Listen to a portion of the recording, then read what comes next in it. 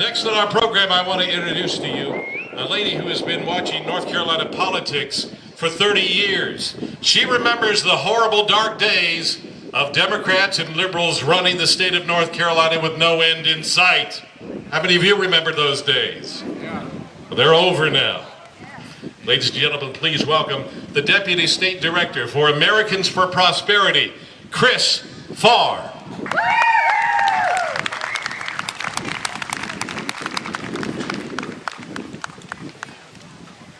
Good afternoon. Can you hear me? Okay. Good enough? Okay. It's really good to be here. I see a lot of friendly faces. And guess what? I can see November from Pilot Mountain. It's really good to be in a place where people cling to their religion and their guns and their Constitution. Amen. I'm really happy to be here today with my colleague up on the hill in the tent, Kyle Hall, who also works for Americans for Prosperity. He's a field coordinator that works in the area, been doing a lot of phone banking. We appreciate everybody that's helped him with that. He said, I want to go to a place called Jomeokee on Saturday. And we said, that's just fine, Kyle. You can go out and enjoy the rally, but you have to take a really huge tent and about 20 phones and keep your job going. So he's up there. Please join him and make a few calls today. If you can't do it today, sign up for another time and join Americans for Prosperity by giving him your information. He's also got dinner and phone banking tonight, free dinner, and he's got a flyer up there to tell you all the details. We are building an army, folks. We are over 2 million strong across the United States, and we're over 140,000 here in North Carolina. And if you don't want to make phone calls, please just join the Army, because we've got so much to do. Because guess what? Do you think the fight to save our country is over in November? No. We want you to join us, because we will still be working in December and January and February and next September as we repeal Obamacare, as we fight out of control spending, as we fight efforts to raise our taxes, and as we fight for a return to personal responsibility. Now, AFP is all about economic freedom. And folks, this country is in trouble. 47 million people are on food stamps. It's unfathomable. 23 million people out of work or underworking or have stopped trying. 1/2 of the kids getting out of college cannot get jobs, and certainly not in their chosen field. So let me ask you something. Are Obama's policies the best that we can do? So what is economic freedom?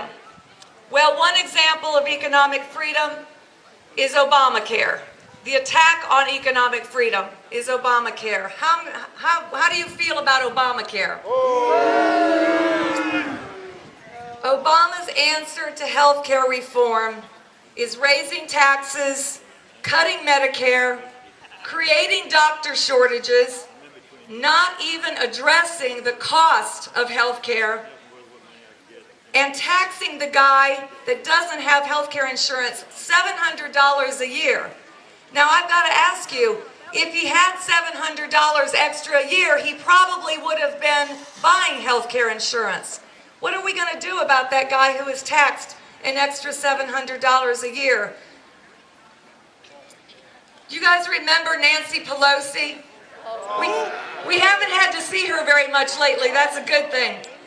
Do you remember when Nancy Pelosi said, just vote for the bill and then you'll find out what's in it? Remember that? Well, she wasn't kidding. We really didn't know what was in the bill. I'm not sure they still do. The Obama plan for health care was a working document. It was a work in progress. It was an incomplete mess. But they shoved it down our throats. And now guess who is rewriting the parts that were missing from that document? Kathleen Sebelius. our Secretary of Health and Human Services. Now, doesn't that just give you a lot of confidence in what's going to come out in Obamacare? It must be stopped, folks.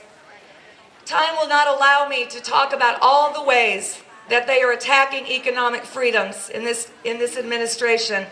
So I'll have to end with this.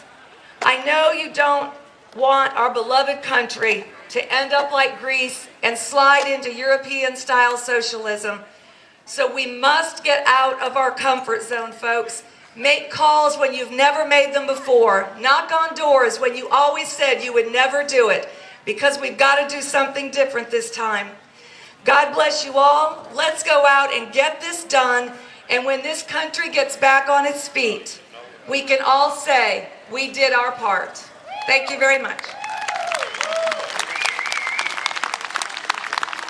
Thank you, Chris Farr. Ladies and gentlemen, I'd like to mention again, this program, as you see it, would not be possible without the support, the sponsoring support of Americans for Prosperity.